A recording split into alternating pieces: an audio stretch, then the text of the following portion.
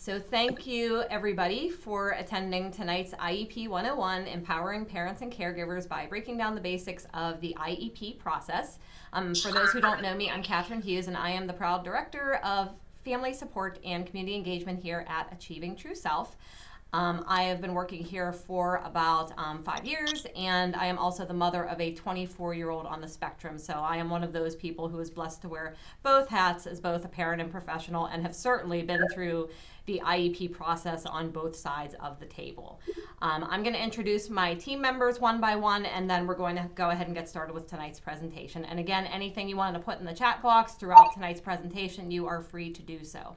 We're all, pretty informal, so we're welcome to, taking questions throughout the presentation as we're presenting. So, Angie, can you introduce yourself next?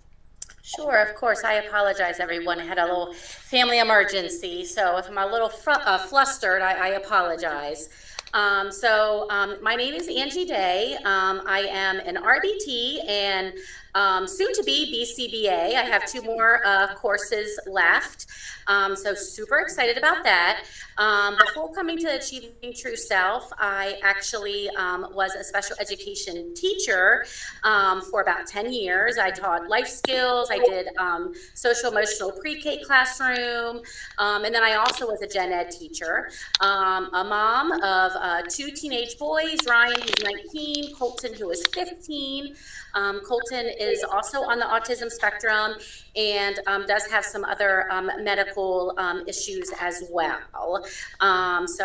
Super happy to be with you. We unfortunately, throughout the years with Colton, had to do a lot of advocating for him and for his education.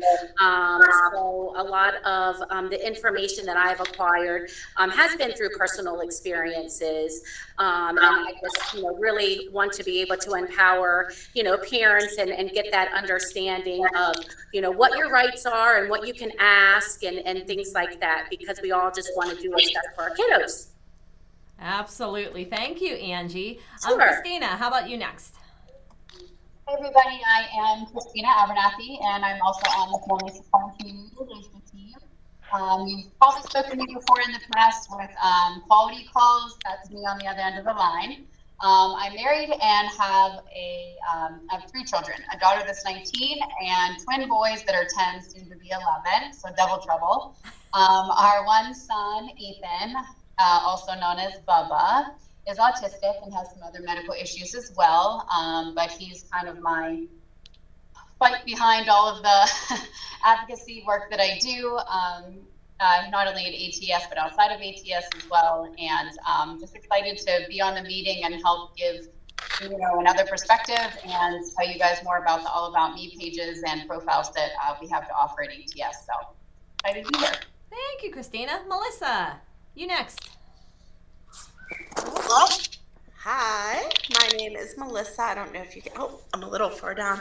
I am on the Family Support and Community Engagement team. I live in Jeanette. I'm married with 2 children and 4 crazy dogs. And I am sometimes I help out with quality calls, so you may have spoke to me before, or I plan a lot of the family events. So if you haven't met me, I hope to see you at one of those in the future. Thank you, Melissa. And last but certainly not least, our other clinical head for tonight, Miss Katie Hirsch. Hi, I'm Katie. I'm a BCBA here at ATS. I also, like Angela, have a background as a professional educator. I was an autism support teacher at an approved private school before I switched into full-time ABA practice. Awesome. Thank you. And I know we have a lot of other ATS team members tonight as well. If you want to introduce yourselves in the chat and just say hello to everyone, feel free. We're going to go ahead and get started with the presentation, and we're going to roll right into it. We've already met presenters, so we're going to go to Angie's portion first, talking all about the basics of the IEP process, and she's going to break it down for you. Angie. Oh, you're muted. You're muted, my friend. Sorry, gotcha. I told you, I'm still a little frazzled You here. cannot get through a virtual presentation without having somebody go, You're muted. You're muted. Oh my goodness, you would think after all these, 2 years that we would get this down, but that's okay. So I put a lot of information on the slides. Definitely don't want to like read things to you. So I'm going to kind of paraphrase some things, but what I did put in these slides are pretty good information. I just want to reiterate though, just the importance of not getting hung up on like the terminology and things like that, because you're going to hear some, academic levels and evaluations and things like that. So please don't get hung up on like that terminology. I'm just trying to kind of give you a little bit of information kind of from the beginning and what to expect as a parent. After this presentation, if you have any questions whatsoever, please feel free to email me.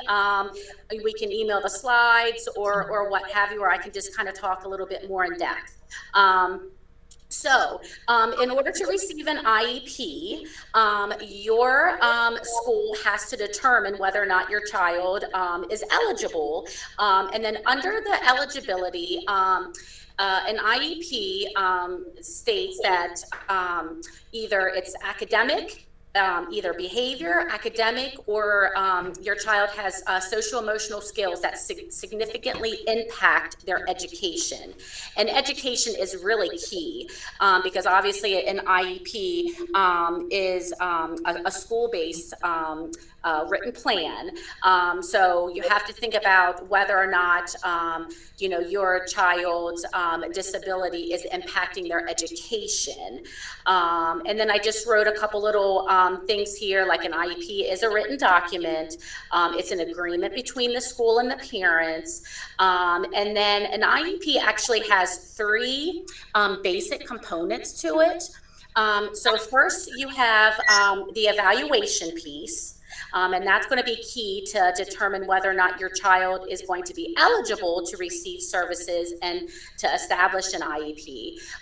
Then once your child is deemed eligible, then the IEP team and the teachers and the speech therapists, everybody that's part of the team, they'll do certain assessments and they'll look at the academic level, like where your child is academically, like with their peers and with the goals and things like that. And then after that, once that's all established, then they will look at placement.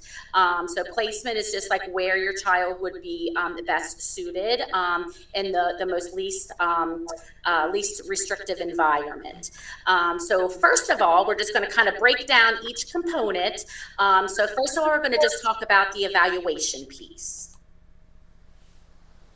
So first of all, and just like with ABA, when your BCBA comes in initially, they're going to do a parent interview. They're going to probably do some like indirect assessments, like maybe a FAST and like talk a little bit about behavior and things like that. So when your child is getting evaluated to see whether or not that they qualify for an IEP, it's going to be exactly the same thing. The only difference would be, again, it's more of that educational piece. So there's going to be different formal testing. And I just wrote down a couple things on my slide. So if you hear the word like WISC or Woodcock-Johnson, those are just naming a few of like the kind of general assessments that usually teachers would do in order to determine whether or not your child would be eligible. And again, they're going to do some observations. They're going to do, interviews. They're going to do like some rating scale things. So they'll probably send some things home to you. And it's just a little bit more in, it's called an indirect assessment. So, but they want to get all kinds of opinions and different views from like the parents, teachers. Maybe if your child has multiple teachers, they would send them to different teachers, maybe like a speech teacher or even like a music teacher or something if your child has other teachers. So it's always good to have a different perspective in different areas. So once that is established, and so that's kind of all behind the scenes. So once, the team meets and says, okay, we're going to start doing some assessments and evaluation. So behind the scenes, that's where all of that is going to be taking place. So once all of that happens, you definitely will be notified and receive a copy of the evaluation. And if you haven't already, or if you've seen one before, just kind of like a neuropsych eval, I mean, they can be like 30 pages, depending upon like how many, different assessments. Maybe they're even more than that if there were multiple assessments. So it definitely can be very, very, very overwhelming. There's going to be a lot of jargon in there. But I would just kind of, just a key, maybe just kind of look at some of the graphs, because that would really be able to determine and show you a little bit more instead of like all of the wordage that could get a little confusing. But that will definitely will be able to show, whether or not your child, like where they fall in what range, and all evaluations are going to have different like ranges and different scales and things like that. So it just depends upon what assessment that your child took. So then once they gather up all that information and they take a peek and then look at that, your team is going to decide whether or not your child falls under those, either one of those 14 educational disabilities.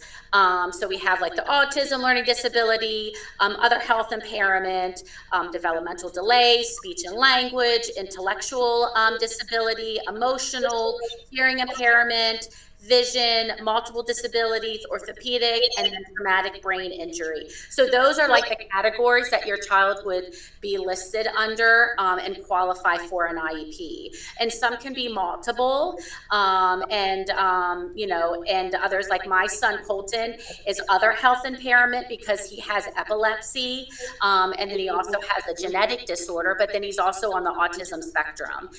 So don't be surprised if maybe your child has more than one or just one. And a lot of times, I know from experience, some of the younger kiddos, when they get tested, a lot of times they'll put like that developmental delay in there until like, some more further testing and things like that can get established. But those are the categories. So your child would be listed under one of those if that they would be eligible for an IEP. So that, in a nutshell, is the evaluation process. So again, that's kind of behind the scenes. Like you're not going to be able to, you won't know. All of the teachers and all the professionals at the school will be doing this piece. And then once they're done with that, then they will send you the copy. Usually they'll have a meeting and bring everybody to the table, discuss those things. And again, as a parent, if you go over those things and you're looking at all of the data and you're like, oh my goodness, I just don't understand all these numbers and what this range means, you definitely, absolutely 100% have a right to say, hey, can somebody please explain this? Or can I have a meeting please to explain? You can call a meeting any time to ask any questions. So don't ever feel that you're bothering a team. I mean, as a teacher, myself, a former teacher, like I welcomed parents, with questions, because, it's your child. You want to understand, where your child is, what they're coding him for, and, where his strengths are, where his weaknesses is. So please, any questions at all, make sure that, that you advocate for that. Hey, Angie, can I intersect something real quick before you continue? Sure. I think parents also need to know you can ask for 24 hours to evaluate that with a significant other or an advocate as well. Yes, absolutely. You can bring anybody to the table. Absolutely. Thank you. That was a great point, Miss Mary. Thank you. The second component, so after the evaluation is completed and they've coded your child, then what they're going to do is they're going to try to find that like kind of academic level for your child. You're going to hear all kinds of different things like a PLOP or a PLP. I mean, all school districts have like different acronyms for different things, but just know that it just really is honestly just like how that they are, functioning, academically, like where they are. So again, this is something that, the teachers there are going to measure, and this is how they're going to be able to formulate the goals for the IEP. And also, it's also important though too to voice, like I had shared here on this slide, that if your child has meltdowns doing algebra homework, but has no problems with any other kind of math, like that's really super important, to let the teachers know that, so that way they can figure out like where your child has their weaknesses, where their strengths are. And again, that's where they're going to formulate that level of academic skills. And then that's kind of the foundation to where they're going to formulate those long-term future goals for him or her for the IEP. So again, just to reiterate, parent input is essential. And so when they create these goals, they're going to be called annual goals. So it's going to be actually for a whole calendar year. However, again, if your child is struggling with something, or if your child seems like he is like mastering these goals like this, like you absolutely have a right to be able to, call for a meeting to discuss, anything in between, that calendar year. But just know that those goals, are kind of a long-term goal. So like if you have a meeting in October and say your son is counting to 10 right now, so maybe like the long-term goal would be like to, 100 or maybe even 1,000, depending upon like, where your child would be and how they feel he would be able to reach that goal. They want to be measurable, but you do want to kind of see that broader kind of long-term, focus. And then again, goals also help hold the school accountable for addressing your child's needs. So if you know that he has goals, working on his mathematics and, say multiplication facts, but you haven't seen any multiplication facts coming home and you don't see anything with multiplication facts and anything, you have a right to question, be like, oh, like, I thought one of his goals here in math was, practicing, his multiplication facts, and I haven't really, seen anything coming home. I haven't, noticed anything. So again, kind of use that as a tool, as a parent, but then also the teacher needs to be held accountable because they need to be looking at those goals, periodically throughout the year. So we have in the school, and actually in ABA as well. So we have, when we make goals, right, we want them to be SMART goals. And for whatever reason, every profession has these acronyms, right? So ABA is like, famous for like having like all these different acronyms and things like that. But the school district, uses these SMART goals as well. And this is, I found this visual. There was so many different visuals, but this kind of stood out. I'm a very visual person, but then also, I thought that it really gave some good information about exactly like what does SMART goals mean.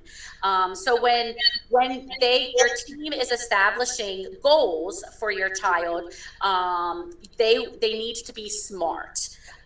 So when you break down the word SMART, and again, if anybody wants this handout, I would be more than happy to send a PDF copy to you. So just send it in the chat. Again, and I thought this would be a great, I used to, for Colton, I'm going to get off on a tangent here, but I used to, as even now, not so much now, but when he was younger, I had a big notebook, and I had all kinds of like things divided, you know, every time I went to a meeting and I was all ready to go. And this would have been like really handy when we went over goals, just because it's a great reference, just to make sure that the goals that they are establishing for your child are specific, measurable, attainable, relevant, and then time bound.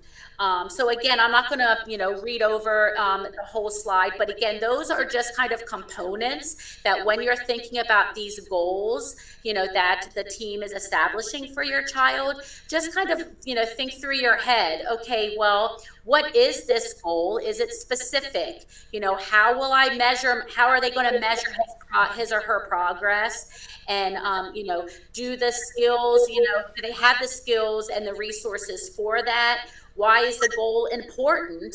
And then when will he or she achieve the goal? So again, there are just some really good, like kind of, you know, points to address when you're looking at your goals for your kiddo. And then finally, the third component would be placement. And so when everybody sits at the table, so the team decided, okay, you know, after evaluation, your child is you know, is eligible, you know, for an IEP. Then they created the PLOP, or you know, the academic goals. So everything is all established. So then kind of the final piece would be, okay, so where is the best place for your child? So again, it's they want to be in the least restrictive, but we also want to be mindful of inclusion and whether or not that they are with, you know, other peers, like in the gen ed classroom and things like that. So again, and it's very unique and specific to your child, but there are different kind of areas where you know, your child would be able to be best suited, so and with the best success. So whether it be in the gen ed classroom, you know, as a gen ed teacher, I had many students that had IEPs that were, you know, still in the gen ed classroom, and I would just go through and just make sure that I am you know, achieving those goals and looking at those goals for them throughout the year. Maybe it would be like a self-contained, like a learning support, or like an autism or a social emotional classroom, which would be like less numbers of kiddos with more adults in the room, just for added support. And they do a little bit more specific goals. My son Colton, when he was younger in elementary school, he was all the way through from K to 5 in gen ed. Then once we reached 6th grade, we decided that it was best for him to be moved to a learning support class. And so again, that's not unique, you know, to have something like that move, but we all came to the table and we, you know, looked to see what would be best for him. And in that case, and it was, I mean, he's thriving right now.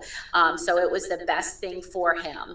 And then finally, your child, when they look at, you know, where he is or she is academically, behaviorally, social emotionally, it might be like at more of a specialized, like special education building or facility, where they can really hone in on those IEP goals, and it's more IEP specific, whether it's you know, just doing those IEP goals, or, you know, throwing in a little bit of some of the gen ed stuff, but it's a little bit more specific to, you know, the IEP.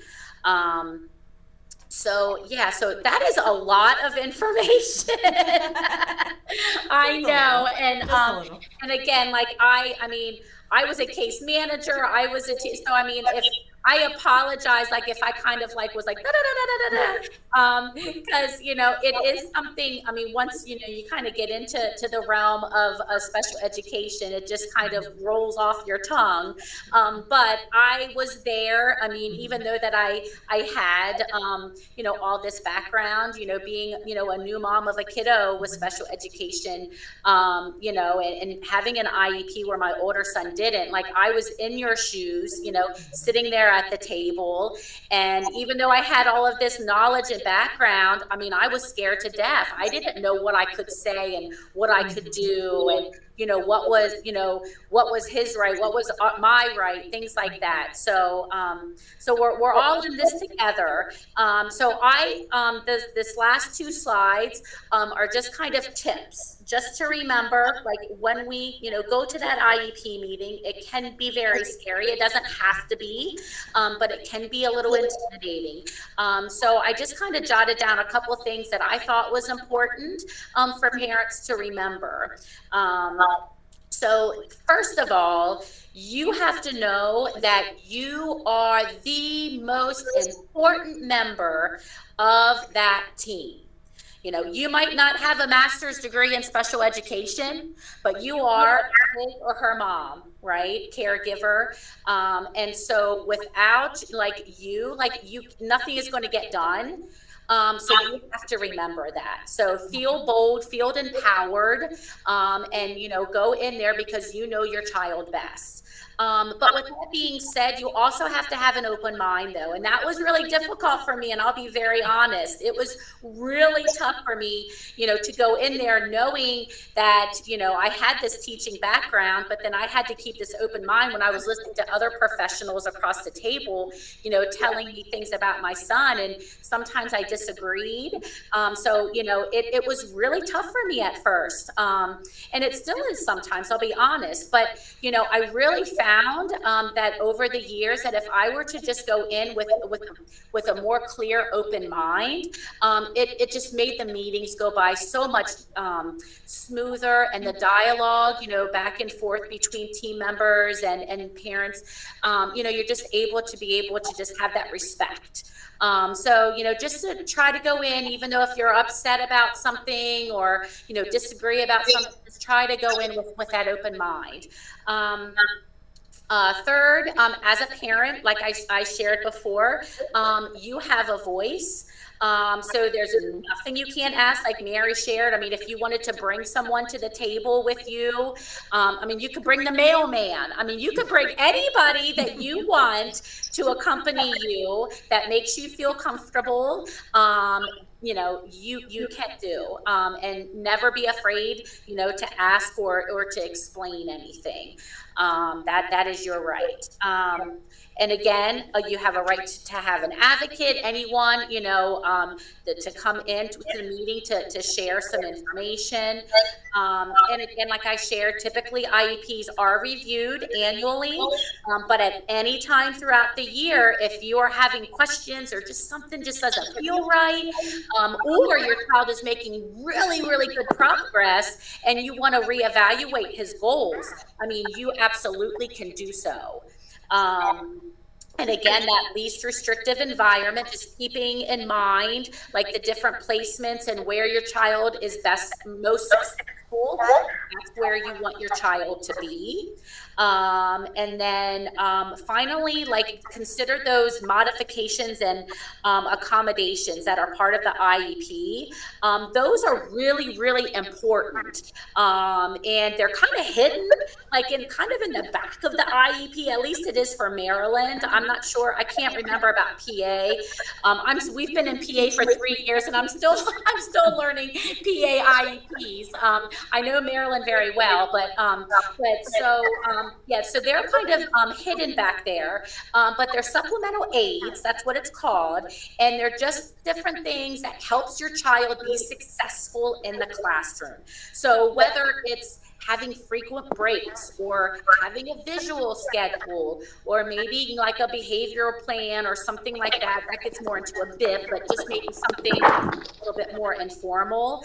Anything that would make your child be successful, that is where that would go. And again, that's a really, even though that it's just a one sheet page in the IEP, that's a really important piece to help the teacher and anyone that interacts with your child.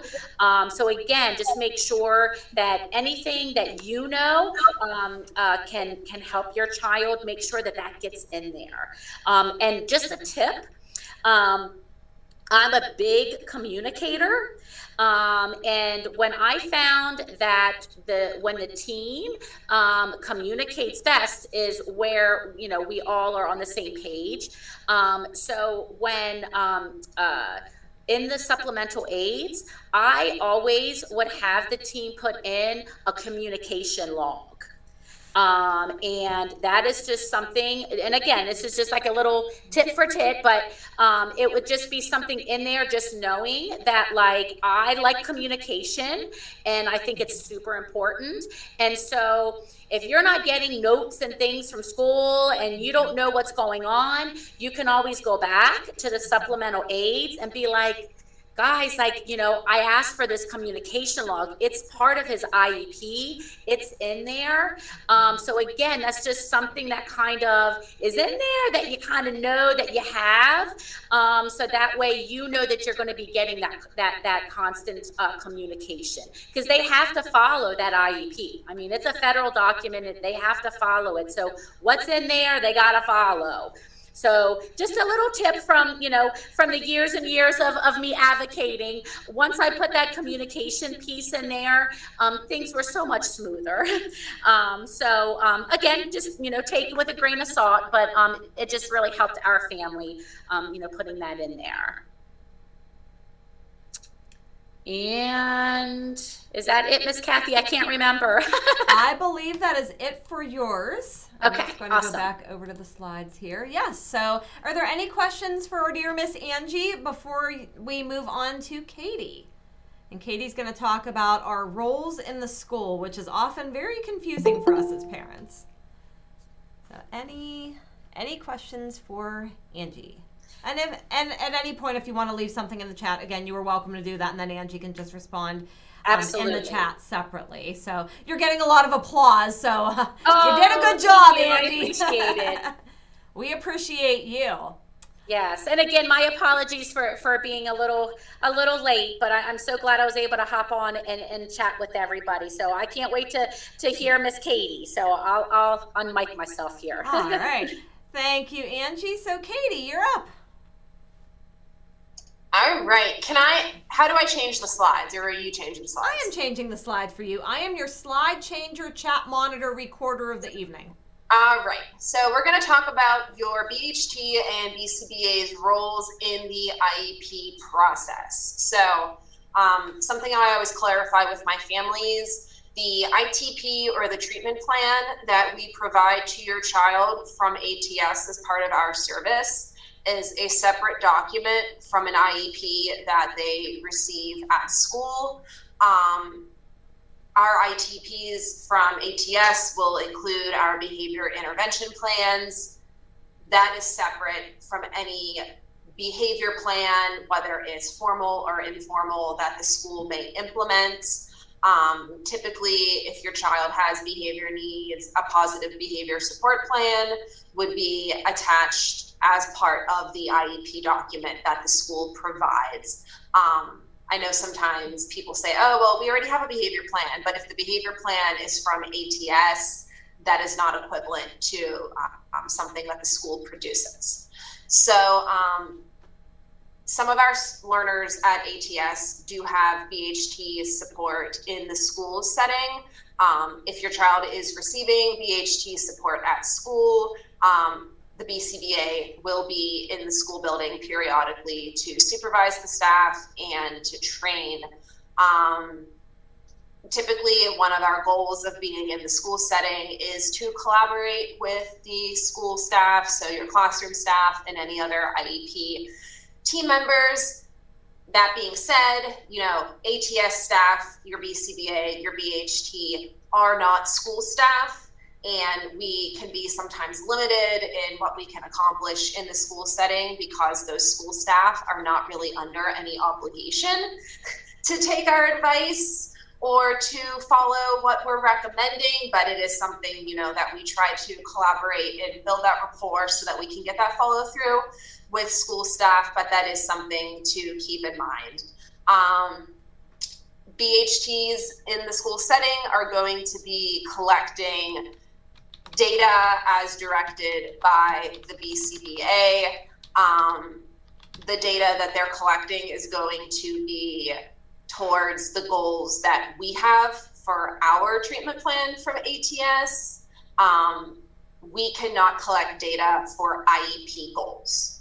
So even if your child has a behavior goal as part of their IEP at school, ATS staff cannot take data on the IEP goal. We can share our data with the school team, we can work with the school team, but ATS staff are not involved in or responsible for any of the data collection for IEP goals, even if they are for behavior. We have our own data that we collect for our goals. I think that's it for this slide. Yep, all right. So prior to an IEP meeting, your BCBA can talk to you and offer some general feedback and guidance regarding your child's IEP. If you get a draft ahead of time, if you have ideas, they can look at, previous IEPs, the progress reports, if they have an IEP already, and any kind of behavior plan or supports that are in place already. That being said, we are not the equivalent of an educational advocate, and we also aren't you. So we can't be the ones that are going back and forth with the school, asking for revisions, asking questions about programming, therapies, stuff like that. That kind of communication does have to come from the families. It's not the BCBA's role to be emailing classroom teachers or therapists with questions. We can, talk to your teachers and therapists for the purpose of collaboration. But if you have a question about something specific, or you have comments or concerns about specifics of programming or teaching, that kind of communication has to come through you guys. Like we talk about a lot in ABA, we have to work within the scope of our practice. So your BCBA cannot really offer any input or feedback for things like OT, PT, speech, or any services that fall outside of the realm of behavior analysis. We can always offer feedback and advice for managing behavior in those different therapies, or if your child has something like communication goals or social goals, and how they may overlap with some of those therapies that are outside of behavior analysis, but we can't get into the nitty gritty like with your OT about occupational therapy.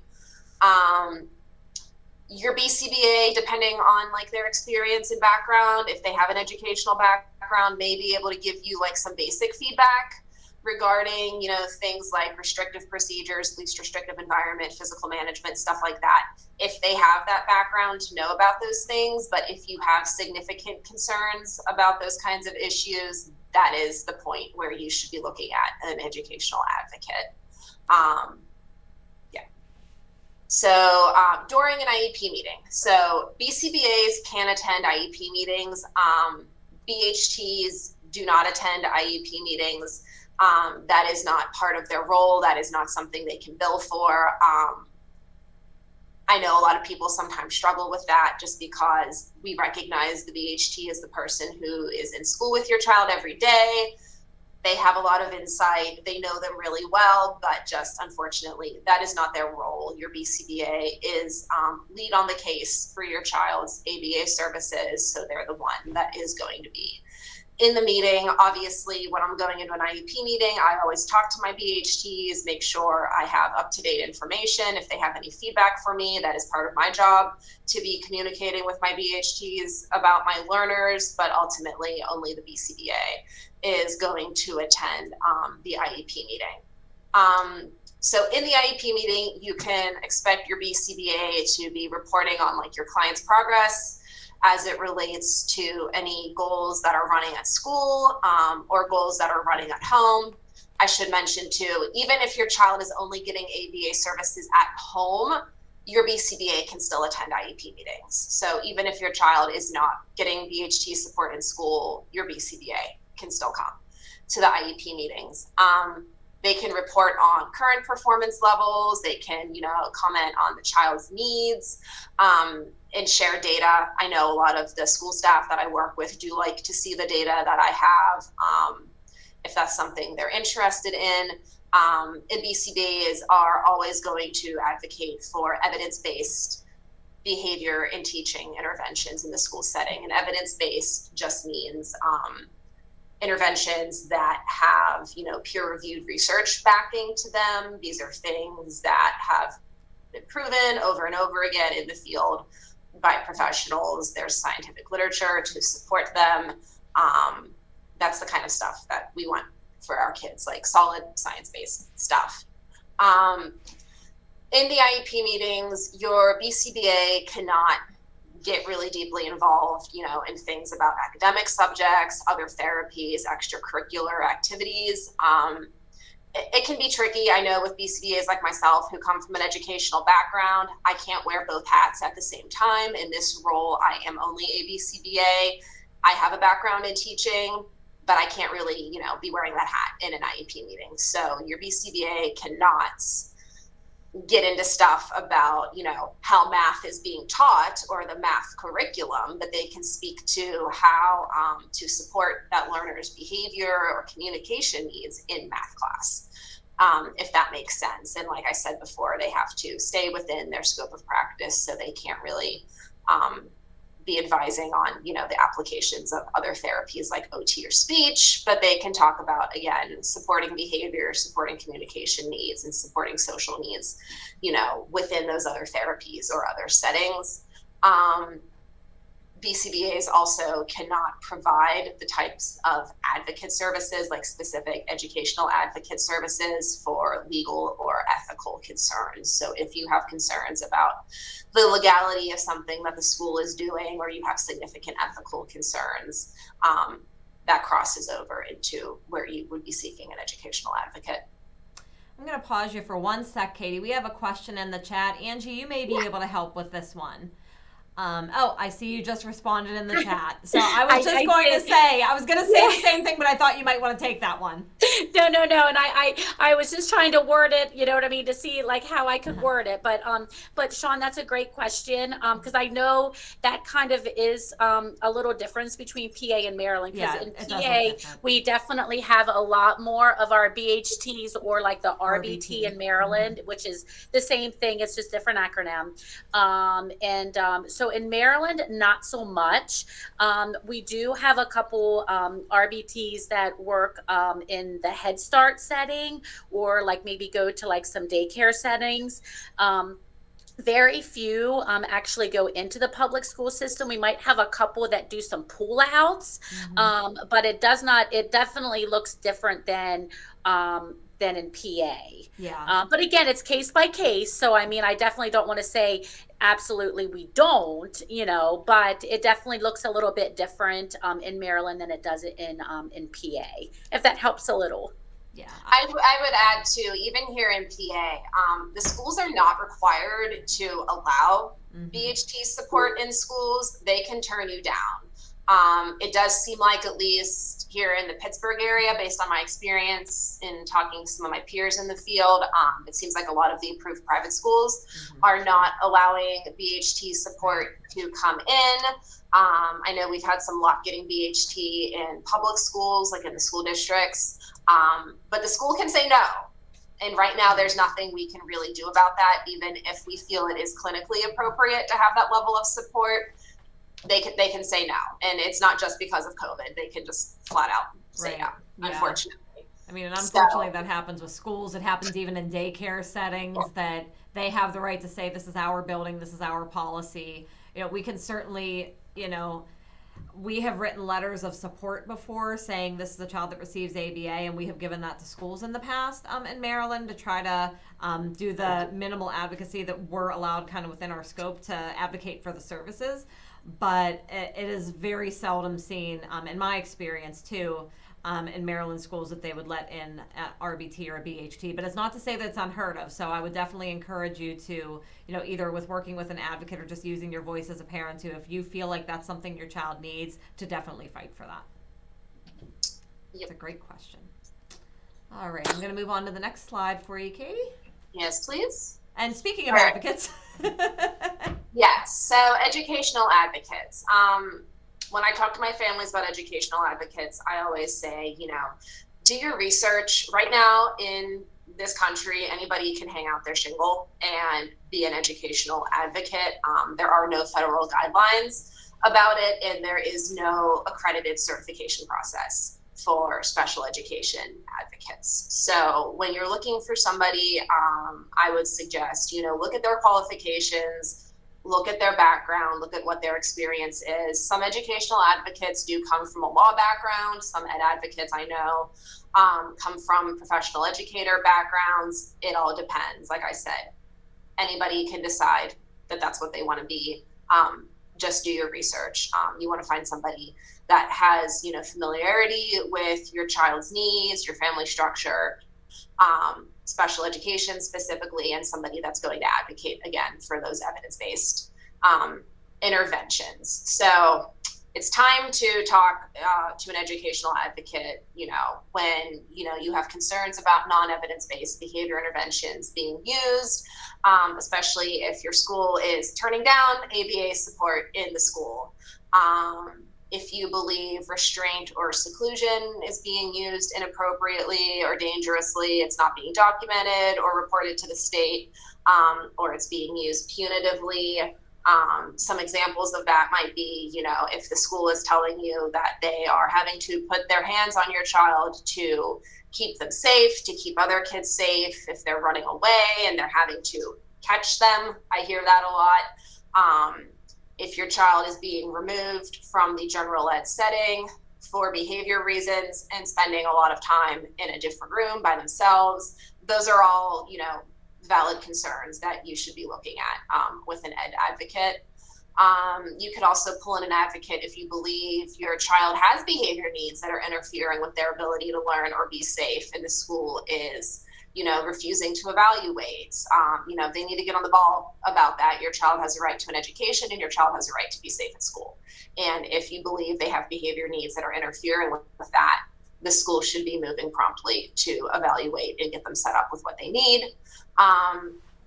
That being said, if you believe your child's behavior issues are connected to a learning disability or some kind of medical diagnosis, a communication problem, and the school is refusing or dragging their feet on evaluating, that is a reason, for an advocate as well.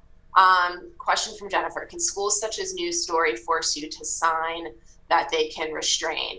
That is a question for an ed advocate. I'm not sure. That's a good question for an advocate.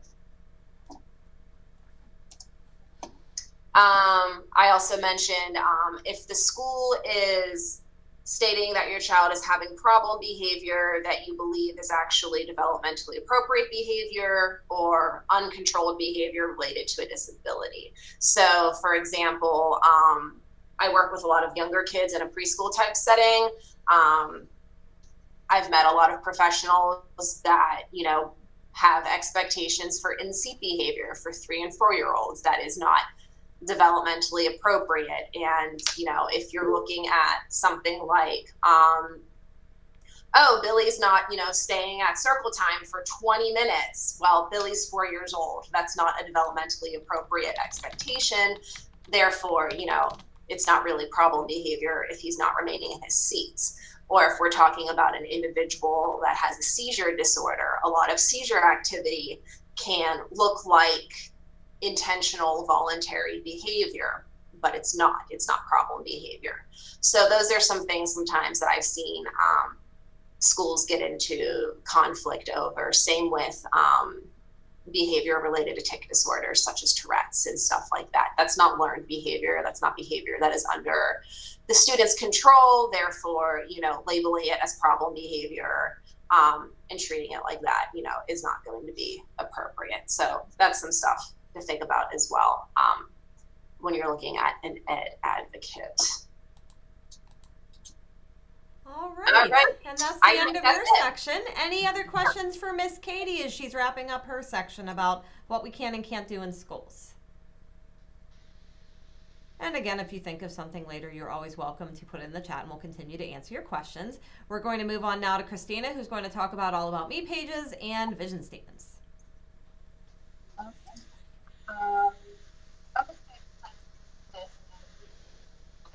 Oh, we can't hear you very well. Oh, can you hear me now? It's very muffled. about now? That's better. Is that better? That's okay, much I'll better. just be really close. Hi. Sorry. We're just going to get to see your pretty face. That's all. Yeah, no, it's rough. I liked it back there. Okay. So, all about me pages and profiles and vision statements give a personal look into the child's strengths, needs, and abilities. They can be used for IEP meetings, new staff working with the child, new placements, etc. I really love these not only for the IEP meetings, but like when we had outpatient therapy with our son, we would love to take these to the new staff that was working with him. I also use these for, like I mentioned earlier, I have twins. One is autistic, one is not. So Brayden actually helps me make his. So, and then Ethan will sit next to me and tell me what colors he likes and, make sure it's green like a dinosaur or whatever. Like he picks the things that he likes on his, and then we talk about what mom wrote on there for him. So these personalized pages provide important information explaining the child's likes and dislikes, things they enjoy, things that work for them, and things that don't. For me, I think that things that work for them and things that don't are just such huge, important pieces of information for anyone who's going to be working with your kiddo. You know them best, and especially if your child is someone who can speak up for themselves and say, hey, mom, I don't like that. I do like this. Or when I'm having a really tough moment, this is what works for me best. Add that in there. That's so absolutely important. The vision statements are an added bonus for anyone wanting to give a clear picture of how they see their child in the future and what they will be able to accomplish. Kathy and I did this class called C2P2, and it was so enlightening and really informational for us. I know we both were just blown away much, yeah, by all the information that we were taught in a short period of time. But it's hard when your kiddos are little to think about where they'll be in 5 years from now or 10 years from now, but to never really put, a cap on that. Like there is no limit to what they can and cannot do in the future. We prove doctors wrong all the time when it comes to our kiddos and their diagnosis or what they will not be able to do. So I think it's so amazing to sometimes step back and look into their future a little bit. And again, if they can tell you what they see their future like, and then you add in your piece as a parent too, I think it's really powerful. So it's an extra added little bonus that we can add on to these All About Me pages and profiles, if that's something that you would like. I really try to make it as personal as possible, and I like to add at least one photo, if not two photos of your child on there. I love highlighting their strengths, what makes them the amazing person that they are. After this slide, you'll be able to see a couple examples that I have of my kiddos. And so if you are interested in an All About Me page or profile for your child, you can reach out to me via email, or you can let your staff know and they can, CC me on an email as well. That's fine.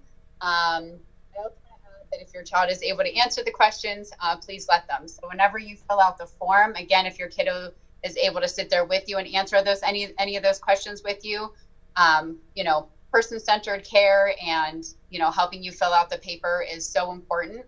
But you would be asked like a series of questions and then to upload a few photos, and a photo could be of them at a park. Maybe they love to fish, or maybe you guys go hiking or something like that. Just them in their element, being happy, and just really to highlight who they truly are, and not just everything that's black and white on a piece of paper. These All About Me pages are really supposed to bring them to life, and that they're not just another kiddo. We're in for this meeting for this person, and look at how amazing they are. So Kath, if you could show the examples, I can kind of show you guys what they look like. So these are my boys. Brayden's on the left and Ethan's on the right there. I think a lot of people in here probably know who Ethan is, nicknamed Bubba. So again, their pages look very different. They have very different goals. They have very different academic levels. So even though they're twins, they are very, very different. But I love how you can see how just even in the same family, how different they can look, and how we highlight things that work with them. For Brayden, he loved like not only choosing the color, but like all the things that he loves, he wanted to put on there, what works for him. Patience is a huge one for him. And within this little group as well, Brayden does have some diagnosis as well. So he actually has an IEP. So his IEP team loved that, we did this. So even though Brayden's in the general education classroom all the time, he does have a couple diagnoses that allow him to have this IEP. And so it's really nice to have this added bonus. And then reading comprehension and writing application. He has dyslexia, so that's something that was really huge for him this year. So he gets tutoring in our home and help with that, and then extra additional support at school. And then I don't know if you can see it, it gets a little bit small, but there are small vision statements on here. So what happens with the vision statements, I can either make you a whole page with one picture and a whole vision statement on top of, you know, a profile like this, or we could put a little vision statement down in the corner like I did on both of theirs. So it's really just personal preference. I've done it both ways. Sometimes like with Ethan's, I feel like I could write even more on his. I mean, because his IEP is so full of information, I kind of just bullet pointed some of the major things, the bigger things for Ethan, and that's how we kind of, my husband and I decide what goes on his. So again, you can tell that what they're working on are very different, and what they like is very different. But I just love being able to highlight them, and I love getting information from you guys about your kiddos and just learning them through the information that you give, and adding the picture at the end just kind of gives it that nice little touch. So let me know if you have any questions. I love doing these, and please, like if your child is a lot younger, or maybe, or like I said, my boys are almost 11, if they're older, I can adapt it to make it look you know, appropriate for their age. It doesn't have to look so colorful, and you know, it's really just kind of like age appropriate. I actually made one for a 2-year-old in preschool. So it just depends. So if you have a kiddo that's in high school or something, I would have it look completely different. And maybe like totally different setup. So there is no limit to what we can say or do with these. I make them up as I go, depending on the photo that I see of the kid and the information that was given to me. So I take it to heart, and it's personal for me, and I always okay it with you first before finalizing it and sending it to you for you to print out. So just let me know if there's any ideas that you have or anything like that. I'd be happy to help. Wonderful. Any questions for Christina before we move on to just a little bit of wrap up with Melissa, and then we'll get ready to closing? Besides everyone giving you love, saying, I love them. And of course, they're super cute, so that helps too. Mary's sending you John. So there's that. Oh, okay. Amber would love one. Okay, Amber, we will have Christina connect with you later on or tomorrow. We'll definitely have her reach out, and then you guys can get together to talk about what we need for your kiddo statement. Thanks, everybody. Thank you, thank you. Oh, Lori asked, before you get started, Melissa, Lori would like to know where this paper goes. Can you recap again in what ways this would be useful? Are you talking me? Yeah, you. So, I'm like, are we still being? So we take these to the IEP meetings, but I've also used them if there was, so for example, if you have one of our staff members coming in, maybe you have a new staff member, it's a nice way, like they can just keep it in their folder, keep it with them. I laminate ours. So after I print it out, I laminate it so it doesn't like get ruined or crinkled. Mm-hmm. Also, if you're getting like outside services for physical therapy, occupational therapy, speech therapy, anything like that, we've also taken them to outside resources and handed them to people. Really anyone who's going to be working with your kiddo, I just think it's so helpful for them to kind of see your child inside and out, and especially that, like I said, that part that highlights what works for them and what doesn't work for them is really huge. So we really give it to anybody who would be working with our kiddos. Awesome. I hope that helps. I see some folks asking for an All About Me profile in the chat. There's someone, it's under unknown, that said they would love one too. If that was you, could you please put your name in the chat? I don't know why you're coming up as unknown, but I'm not seeing the name. I have Amber and Katrina. I have, and then we have one more person that said they would love one. I just want to make sure I catch everybody. Okay. Gotcha. AKA unknown. I have no idea why, Dawn, that's coming up that way, but I mean, it's Google. Sometimes there's just no reason. It's just the internet. Yeah, just put down. Kathy, we have one more. Lydia Yoder said, Lydia me too, Yoder. please. Okay. All right. So I have 4. And of course, if you decide later you want one and you don't post in the chat tonight, of course, reach out to Christina, and she would be happy to connect with you and make one for you. All right. And again, continue to put things in the chat while we continue on. Melissa is going to go over a little bit about what else we do at ATS. We oftentimes get questions about some of the other services we offer. Some of them are related to the school. So as we're wrapping up, we are going to talk a little bit about what ATS does outside of ABA and IBHS. So Melissa, you are our last presenter. Hi, everybody. So in closing, at ATS, we believe that by creating a comprehensive team that wraps around a student with a diagnosis, together we can and we will create great change and cultivate unlimited progress so that the student may achieve his or her truest self.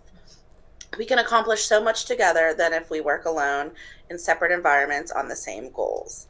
So that is basically what we stand for at ATS. That is in our mission statement, and it couldn't be truer for our company. I truly believe that we can achieve so much more together. And just to touch on some other ways that we can support your schools, as we previously discussed, we partner with private and public schools through professional service contracts. We can assist with IEP development. We can conduct in-service trainings that are tailored to the needs of educators and paraprofessionals. So, for instance, we have a bullying program, and it is Oveus. Sharon Green is in charge of that program, and she is excellent. She will go into these schools, and I find there's such a need for this training. She will get a climate assessment, which she'll go in, she'll just kind of watch the students at the school, how they interact with each other, try to get a gauge on how people are treating each other, how staff is reacting, or how they're handling cases of bullying. And she will sit down and do a training. It's a very hands-on training with multiple scenarios and kind of give the school tools to better handle this and better create a more positive environment, a more inclusive environment.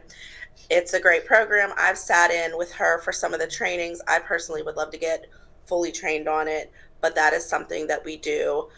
We create staff and maintain ESY programs. We develop staff and maintain autistic support and emotional support classrooms, the anti-bullying program, which I just touched on, and we provide weekly email or phone consultation or monthly visitation from a BCBA. And also, in our continuum of care, we do ABA, we do IBHS, that's Pennsylvania specific. We do coming soon is PCIT, Parent-Child Interaction Therapy. We have a really awesome room in the center.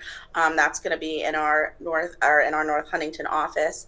Occupational therapy is also coming soon to our North Huntington office or Irwin office. We have an awesome speech and language pathologist. Her name is Lauren. She is seeing clients already. She is amazing. That is also in our Irwin office. Psychological and assessment services. So that is updates to written orders. That's in Pennsylvania only. Our adult services IDA program has started. We have some adults coming in. They are learning how to do new skills. They are getting help with trying to find a job in the workforce. Many things we can do with our adults in our center, and training, consultation, and community outreach. And that's in all of the states we service. So there's a lot of things going on at ATS. We're expanding. There's a lot of great things and a lot of new programs that we started already. And you're doing a great job with that community outreach with all of the events. And coming And that's soon, my thing. I love the community Yep. outreach. You So were that's working kind of hard what I on that focus this on. week. Yeah, So we we have have some a fun couple stuff coming up. partnerships coming up. We might be partnering. I try to do different community outreach events, try to get ATS out there, see how we can support the community. We are more than likely going to be partnering with PEL, which is an adaptive baseball league, and trying to support them, and just different ways that we go into the community and provide outreach. And Mary would like ATS Nebraska, please and thank you. We should all take a trip there. That would be fun. Mary's I've never down for been. that. I mean, she has enough people in her house. I mean, 4 or 5 more isn't going to matter, right, Mary? Right. She's just going to give me that look, and I'm just going to stop talking. Awesome. Well, thank you, Melissa. No. So Melissa touched on, again, at the end, there's a lot of things we can do to support schools aside from what we do under the umbrella of clinical services, as Katie described. So she talked about kind of, what our role is. But if, you do see a need and you think there may be other students that could benefit, then possibly, you could suggest to your school personnel that, ATS does offer services by contract, and if that's, something we can do to support them collectively, that's definitely something we can explore. Again, can't force ourselves in, as Katie noted, but, if there is anything that they're open to and they're, willing to let us in and provide some level of consultation or support, we would definitely be happy to explore that. So that is everything we Kathy? have for you all. Yes. Hey, Kathy, can I, as a school advocate of three kids, here in Nebraska, if you talk to the IEP or the counselor in charge of the student's IEP about an RBT or BCBA, here I go, I don't know letters everywhere, but a lot of times they allow them to come in as long as, obviously they're just working with the student. But I think a lot of folks need to know that if you just get with the counselor or the IEP manager that's working with your child and explain the situation, it eases the door open for ATS a little bit. Yeah. Excellent point. And that, again, that's what we're here to do. We're here to collaborate. We're here to support. And, as we always remind parents going into a meeting, keep everyone focused on the most important person in the meeting. And that's truly the student, your son, your daughter, your loved one, that we're there to support. We're all in there for the same reason. And that's to make sure that that student is thriving and that they're successful in getting everything that they need to receive their free and appropriate public education. So as we're wrapping up, does anyone else have any questions? We'll open it up for a couple of minutes here. If anyone thought of something that they'd like to ask, now's your time. We have a little bit of time left. We scheduled this until 8. We can certainly wrap up early, but since we have the time, if anyone has questions, we would be more than happy to answer them for you.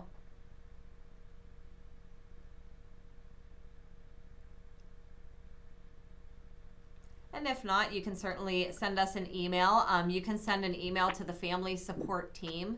Our email address is just familysupport@achievingtrueself.com. That's, again, family support is all one word, @achievingtrueself.com. So feel free to reach out to us with any questions about IEPs. If there's any specific questions for Katie, we are happy to forward those on to Katie on your behalf. If anyone is looking for an All About Me profile, reach out to Family Support. You can put All About Me in the subject, and Christina will make sure she connects with you. And truly anything that you need, whether it's, other, services you'd like to know about that we touched on at the end here, or any support, resources, info whatsoever, that is what our team is here for. We are here for you, and we're here to support whatever your needs are to make sure that your loved one is successful as possible. So thank you, everyone, for coming tonight. Very happy to have you. I hope you all have a great evening, and we will see you again hopefully soon for our next chat. All right. Night, everybody.